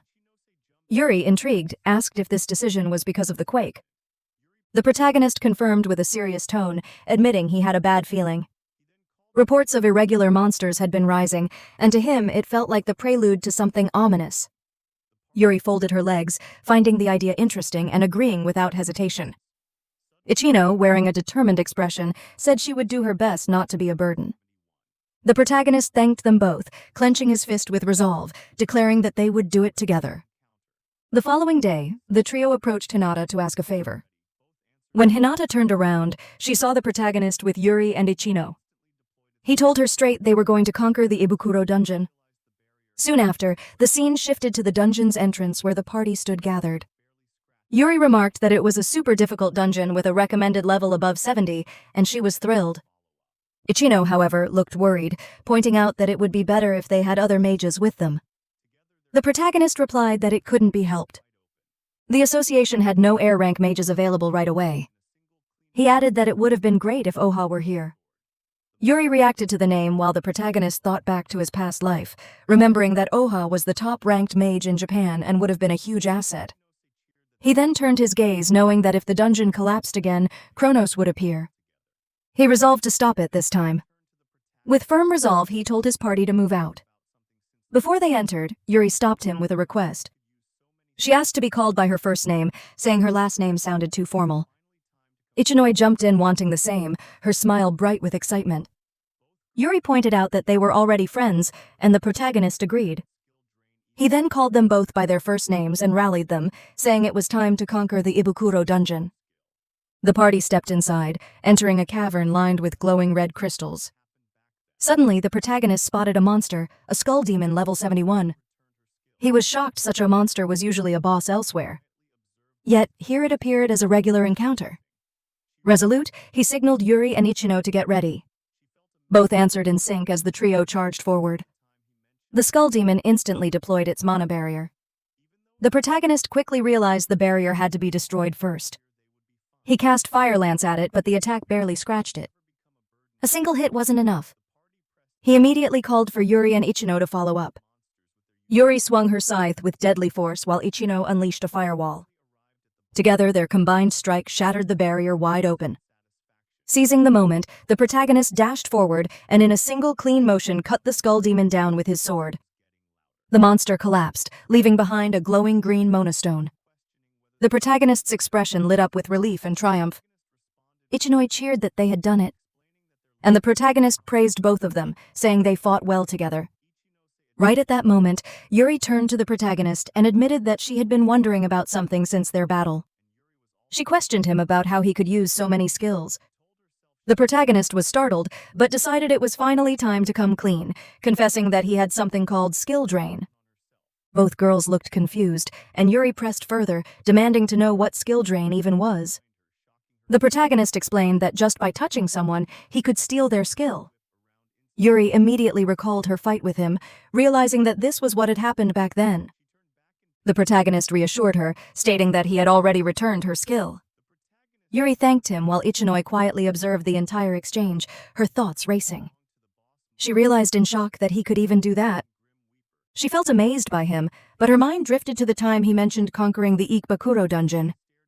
Even though it had surprised her, she told herself that as long as he was here, they would be fine. She resolved that she had to make sure she would never become a burden to the group. The party pressed deeper into the dungeon, defeating countless monsters with their unique skills. After clearing wave after wave, they finally arrived at the boss room. The protagonist acknowledged this with satisfaction, saying that the boss room was right ahead. Ichino pointed out how the rumbling of the ground was getting louder. She knew boss monsters were strong, but she couldn't help questioning whether they were truly ready for this. The protagonist responded with steady confidence, explaining that their level had risen on the way here, so the fight should be doable. Ichino admitted he was right, but in her heart, she reflected that it was true he kept getting stronger after every fight, and Yuri was also adapting quickly to combat. She told herself she needed to at least support them, even if she couldn't match their strength. Still, Ichino couldn't help looking down on herself. Just as she was lost in those thoughts, a tentacle suddenly slammed onto the ground behind her, shocking her completely. The sound made both the protagonist and Yuri whip around instantly. The tentacle lurched forward, sliding toward Ichino. She turned back in panic just as it wrapped around her, seizing her in its grip. The protagonist shouted her name in worry as the truth revealed itself. The tentacle belonged to the boss monster of the Ikebukuro dungeon. Grim Weeper, a one-eyed tentacle beast whose level towered at 89. The protagonist stared at the monstrosity, his thoughts reeling. The boss should not have been able to leave its deepest room yet. So why? Why was this even happening? Far above the god of space and time, Kronos was smiling, confirming it all. Yuri's voice cut through the chaos, questioning whether this wasn't already a disastrous situation. The protagonist acknowledged that it was true the circumstances were critical.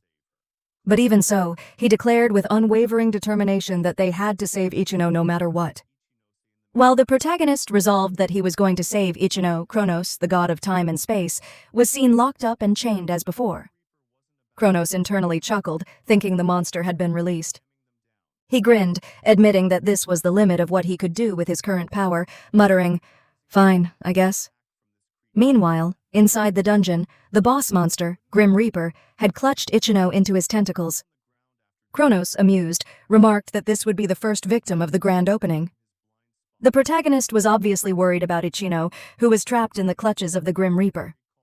He questioned if she was okay, and as the view shifted, it revealed a glowing ball within which Ichino was enclosed. While the tentacles of the boss monster struggled to destroy it, the tentacles trembled, unable to break through the glowing barrier. Ichino assured herself she was somehow okay. Though she thought she couldn't escape for long, she continued thinking about the protagonist and Yuri, hating the idea of being their dead weight. The protagonist, sweating and tense, thought about how Ichino had instantly cast a mana barrier. But even with her massive mana pool, there was a limit to it. It was revealed that the glowing ball was Ichino's mana barrier. The protagonist considered using his abyss flames, but hesitated, realizing Ichino would get caught in the crossfire. He had to find another way to save her.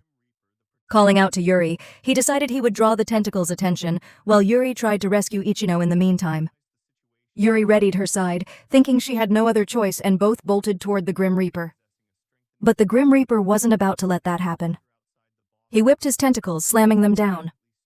The tentacle crashed where the protagonist had been, but he dodged midair, realizing that a normal attack from this creature had that much destructive power. He couldn't afford to take a direct hit. He landed on the ground after dodging, but the earth cracked behind him and another tentacle emerged from his blind spot. Seeing this, he thought it came from behind. Ichino, filled with worry, called his name. At that instant, the protagonist cast a mana hand spell, grabbing a chunk of the dungeon floor to propel himself away, dodging again at the last second. He thought that the tentacle had been dangerously close, but he managed to evade it. Meanwhile, Yuri dashed toward the Grim Reaper, smirking that this much distraction was enough. In the next second, she leapt high, rearing back her side before descending upon the tentacles with a full-force attack, but both she and the protagonist were stunned. The tentacle didn't even have a scratch. They both thought it might be some kind of strengthening skill. Yuri backed off since her attack clearly hadn't worked, and the protagonist also retreated, calling out to check if she was okay. Yuri replied that she was fine, no problem.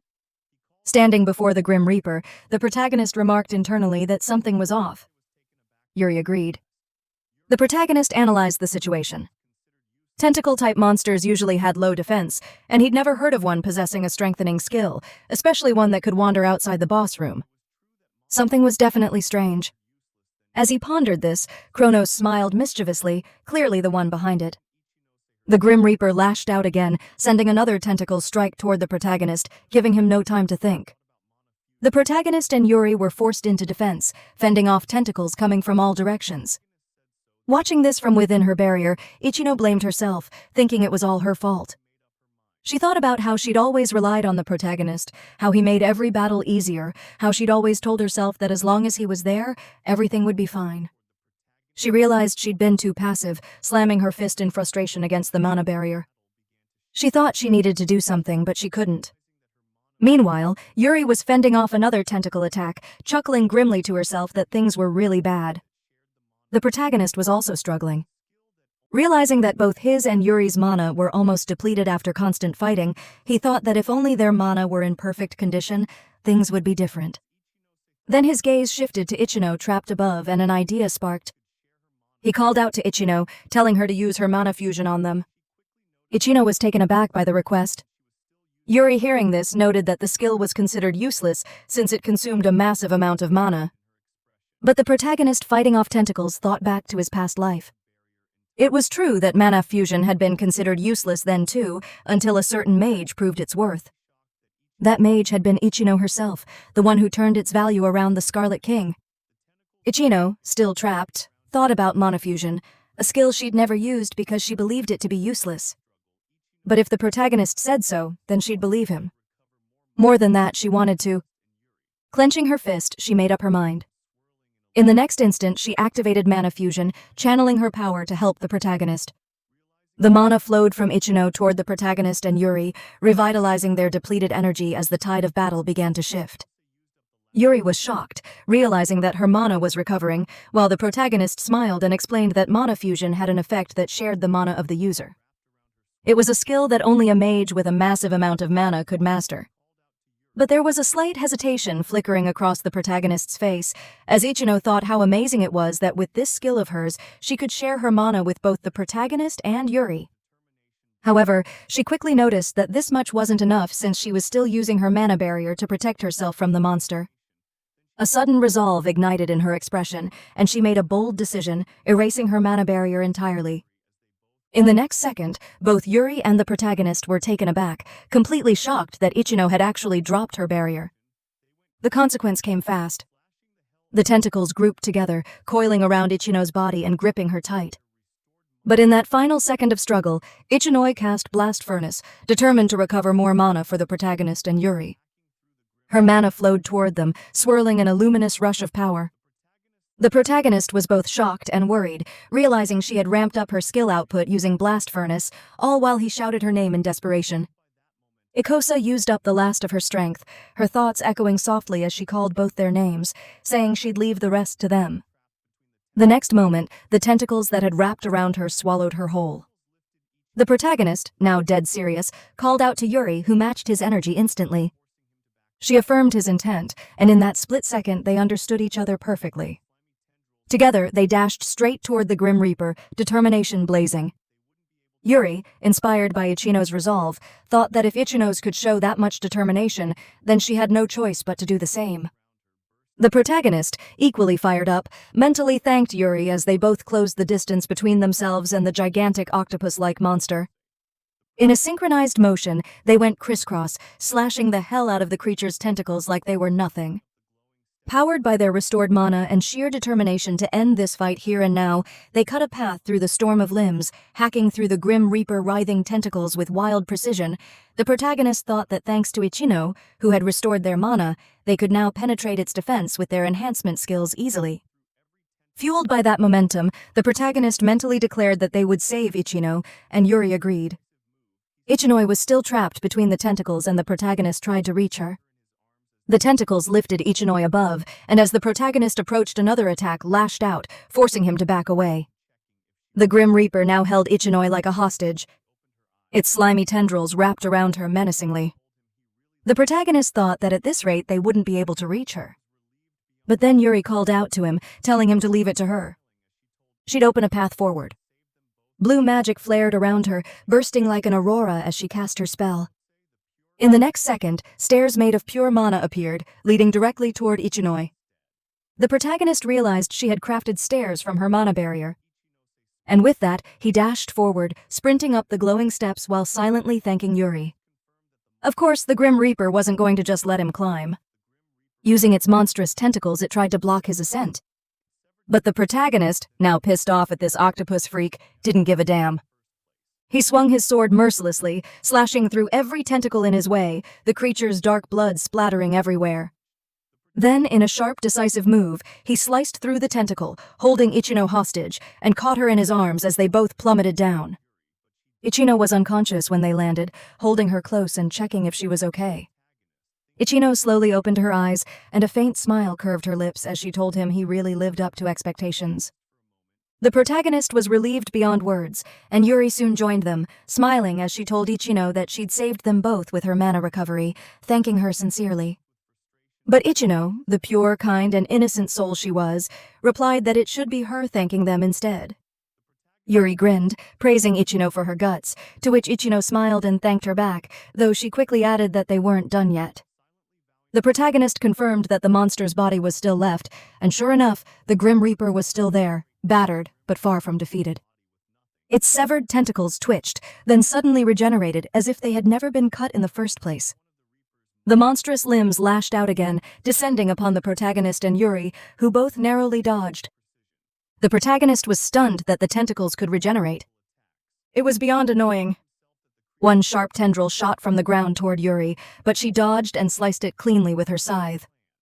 Then she called out to the protagonist, thinking that at this rate, the situation would only get worse if they didn't act fast. The protagonist paused for a moment, deep in thought, before calling out to Yuri, deciding that he would handle things himself. Yuri appeared suspicious of the idea, her expression mixed with frustration but eventual acceptance, as she realized they didn't have much time to deal with the situation anyway. The protagonist then slammed his sword into the ground with a fierce jolt, his resolve unshaken even without a weapon in hand, silently vowing to finish it off himself. Yuri's eyes widened in disbelief as she watched him charge straight toward the Grim Reaper's main body with nothing but his bare hands. She couldn't help but wonder what on earth he was planning.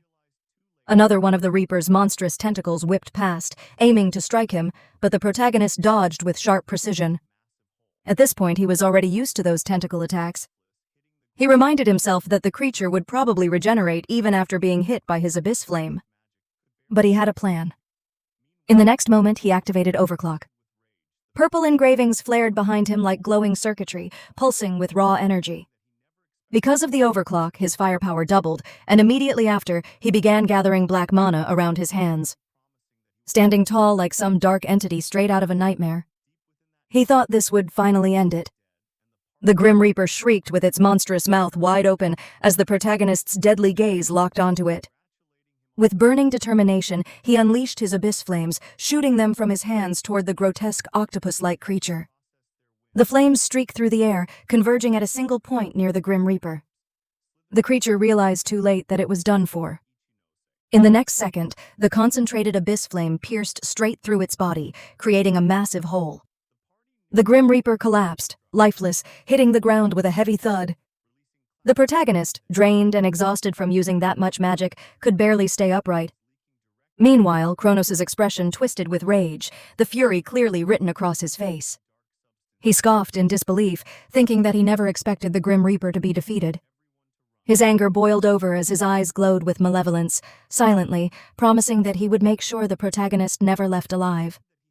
Deep within that dungeon, the Grim Reaper lay dead, and the party gathered around the fallen creature. Ichino turned toward the protagonist, congratulating him on the victory. And he casually returned the compliment, saying it was thanks to her, too. But before they could even process their win, blackish-purple blood began oozing from the Grim Reaper's corpse, slithering like a sentient liquid straight toward Ichino. The protagonist noticed it instantly, shouting a mental warning for her to watch out. The party narrowly avoided being struck as the substance stopped just short of them, releasing clouds of steam that hissed ominously. The protagonist realized that the liquid was leaking directly from the Grim Reaper's body. Then, in an instant, a much larger wave of that same dark substance erupted, surging toward the group. The protagonist yelled for everyone to run. As they sprinted through the dungeon, panic surged among them. No one knew what the hell that thing was. He admitted that he had no idea either, but insisted they needed to get out immediately. The blackish-purple liquid chased after them relentlessly as they bolted for their lives.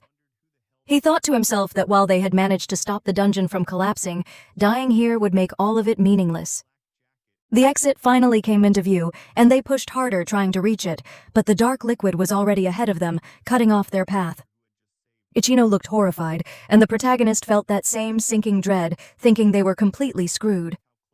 But then, out of nowhere, a voice echoed through the space, commanding them to step aside. In the very next second, a massive wall of golden magic materialized in front of them, blocking the deadly liquid and saving them from certain death. The barrier shimmered with divine intensity, keeping the blackish-purple mass at bay. Ichino stood frozen in shock, unable to comprehend what just happened. Then a figure stepped forward from behind the golden glow, remarking with casual confidence that it was a close call. The protagonist turned toward the newcomer, his eyes narrowing as he wondered who the hell this person was. Emerging from the light was a man with striking golden hair, a sleek black jacket, and the unmistakable aura of a seasoned veteran. The party stood in awe, their eyes wide as they looked at the figure who had just saved them. The man with golden hair merely chuckled, giving off that effortless confidence as he remarked how close that had been. Ichino stepped forward, expressing her gratitude, but curiosity flickered across her face as she asked who he was. Before she could even finish her thought, the protagonist blurted out the name, "Oh!" his voice breaking through the tension. Upon hearing it, Ichino instantly understood who stood before them. Hikaru leaned forward slightly, smiling as he asked if they knew him, clearly amused and pleased by the recognition. Ichino turned to the protagonist, recalling that he had mentioned Hikaru before entering the dungeon. The protagonist confirmed, explaining that Hikaru was indeed the person he wanted help from. Inwardly, he acknowledged the truth. Hikaru was currently the strongest among them, an S-rank mage once known as the Yellow King in his previous life. That alone painted a clear picture of how insanely powerful Hikaru was. The protagonist continued to think back on the battle, noting that Hikaru's barrier skill was ridiculously strong. Without it, things could have spiraled completely out of control. Hikaru then cut in, casually remarking that when he had entered the dungeon, the situation looked bad. Still, he was glad he'd arrived in time. He went on to explain that he had initially gone to another dungeon under the country's request, but someone had contacted him midway. The protagonist frowned internally, puzzled by that statement. Contacted. Could Hikaru be talking about Hinata from the association? It would make sense, considering Hinata had constantly nagged the protagonist about being reckless again and again. But then the tone shifted. Hikaru's casual demeanor hardened as he asked if the protagonist was the brother of the Purple King. The question hit like a thunderbolt, catching the protagonist completely off guard. Shock rippled through him as he asked in disbelief if Hikaru actually knew who he was. Hikaru replied that he had heard about him several times, but had only taken mild interest, telling him not to overthink it. The protagonist nodded internally, getting the picture. He then expressed his gratitude, thanking Hikaru for saving him and his party.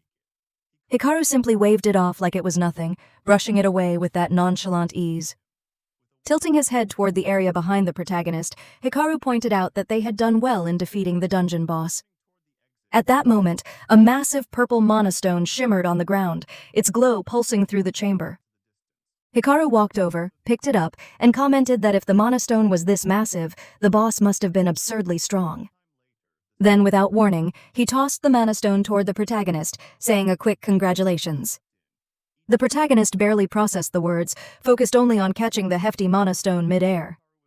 When he finally regained balance, he hesitated and asked if it was really okay to take it. Hikaru told him that since he was the one who conquered the dungeon, it rightfully belonged to him. With a wink, Hikaru added that he looked forward to seeing what the protagonist would accomplish next. Then, turning towards the exit, he remarked that things were bound to get a lot livelier soon before walking away, his golden hair fading into the distance. The party stood there watching him leave, confusion and admiration tangled in their expressions. Sometime later, the scene shifted to the Mage Association. The door swung open and the party stepped in, Ichino holding the massive purple monostone like a trophy.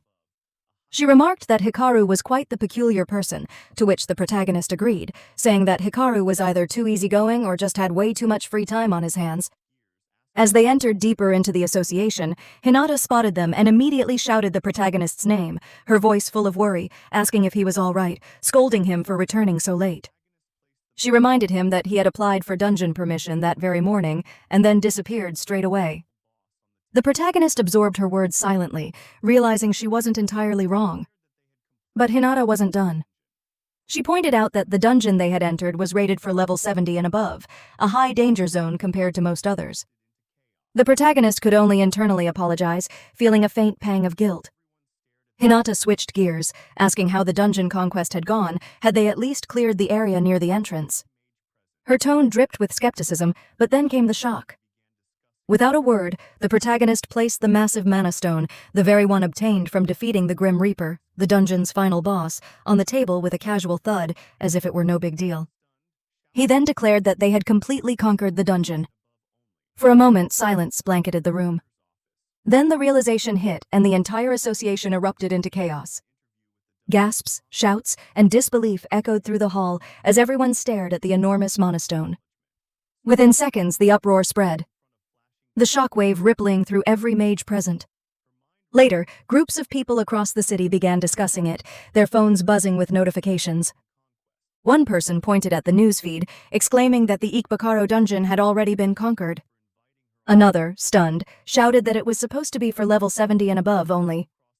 The scene cut to a reporter's office where a bald man yelled for his colleague to immediately schedule an interview with the dungeon's conqueror and the Mage Association.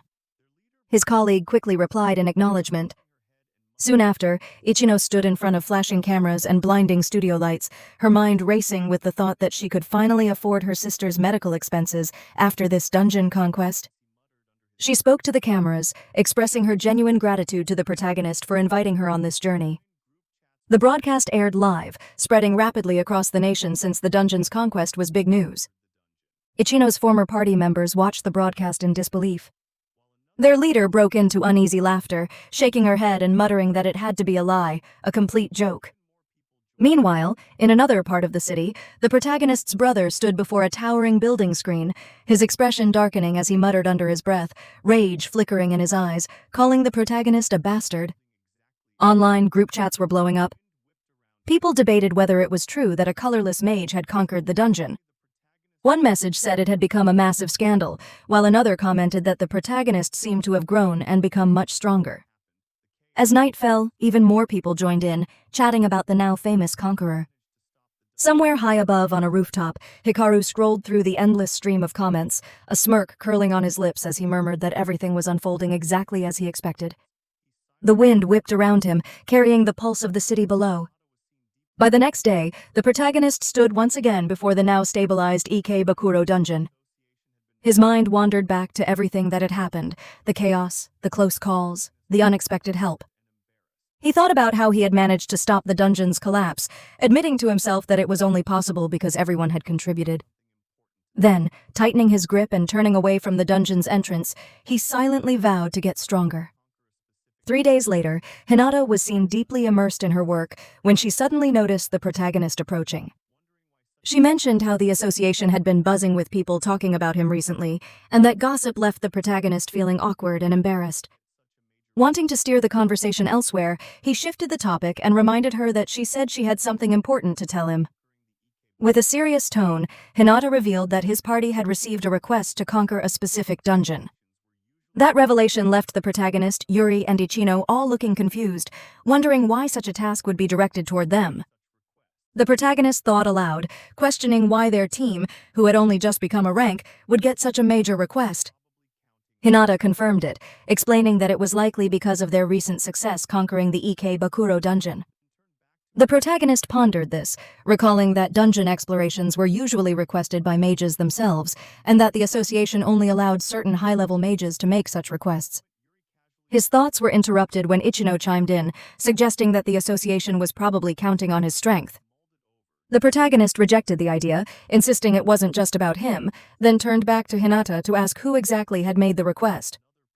Hinata apologized, explaining that the higher-ups had ordered her to keep the client's identity a secret. At that moment, Yuri casually remarked that since it sounded like an interesting mission, they might as well accept it. The protagonist mulled it over, noting that since it was an official association request, it didn't seem suspicious. Then, Hinata added another piece of news that an S-rank mage would be accompanying them on the quest. The next day, the party stood before the dungeon's entrance. The protagonist pointed out that this was the meeting spot for the person who'd be joining them. Ichinoi wondered aloud what kind of person it might be. Just then, a voice called out, "Hey, over here!" And everyone turned toward it. Standing, there was none other than Owa Hikaru himself. Grinning, Hikaru greeted them cheerfully, saying they'd be working together on the dungeon quest today. The entire party was left speechless, especially Ichino and the protagonist, who both blurted out his name in surprise. The scene shifted to later with the party now inside the dungeon alongside Hikaru.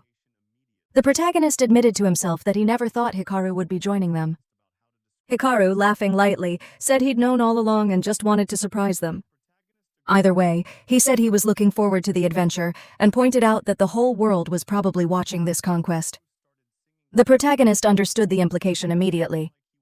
From behind, Ichino questioned the protagonist about how to describe Hikaru, commenting that he seemed way too carefree.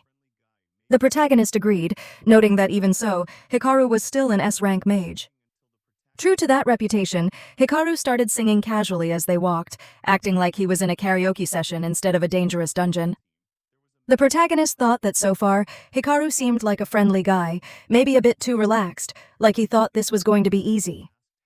They kept walking until the protagonist brought up that he'd heard about a tricky mechanism in this dungeon.